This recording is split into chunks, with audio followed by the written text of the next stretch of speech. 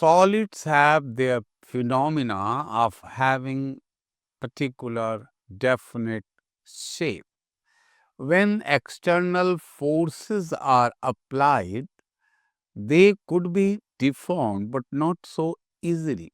You see, whenever the external forces are applied, here when I am using the term forces, I am using deforming forces, because simply when you apply the force, a body free, if the body is free, it will be subject to acceleration. But in this very chapter, we consider the body to be at least at one part stable. Then only your force could be deforming. You must know the difference between force and deforming force. Same force become deforming when it is applied on a fixed body. If the body is freely moving or it is free to move, then the force applied will only add to its acceleration. It's not going to deform. So in this chapter, we always refer to deforming force, and I hope the idea is now clear. The same force being applied on a fixed body would be called deforming force.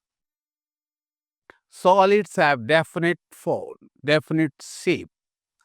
To deshape, to deform them, we need some external forces named as deforming.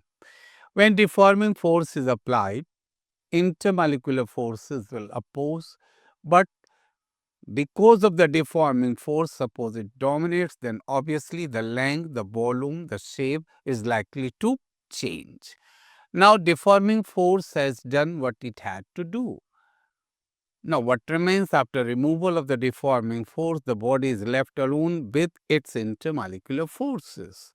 If the body is in a position to regain its original shape, we'll say the body is elastic.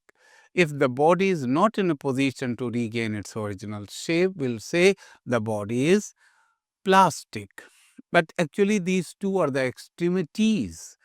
Perfectly elastic means the body completely regains its shapes after removal of deforming forces, and perfectly plastic means not even a 0.01% is the restoration.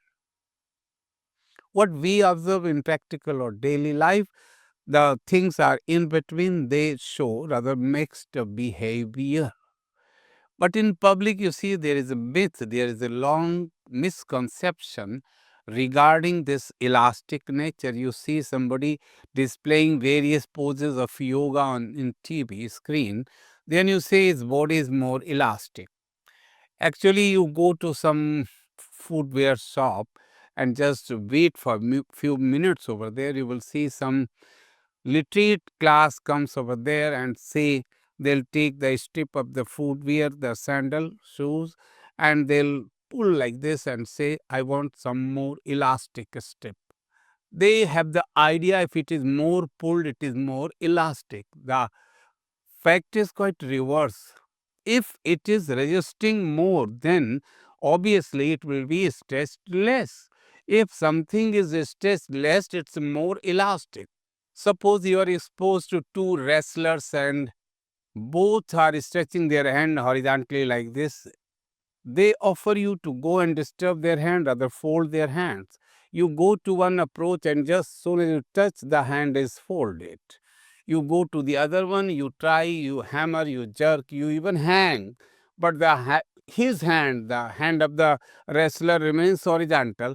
He is more elastic. Remember, one who was deformed immediately or folded immediately, he is less elastic. So now idea should be clear. The body which is resisting more, which is opposing more the changes, that body is called more elastic. We'll come across various constants, elastic constants in another steps, that is Young's modulus, bulk modulus, shear modulus. Even we'll come across Poisson's ratio in next episodes.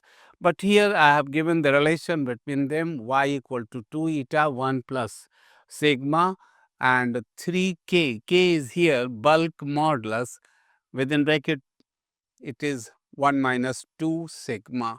One more relation is very prominent between the these constant, that is 9 upon y, 1 upon b plus 3 upon eta. I have already told you Young's modulus y, b bulk modulus, and eta shear modulus, which is also known as modulus of rigidity.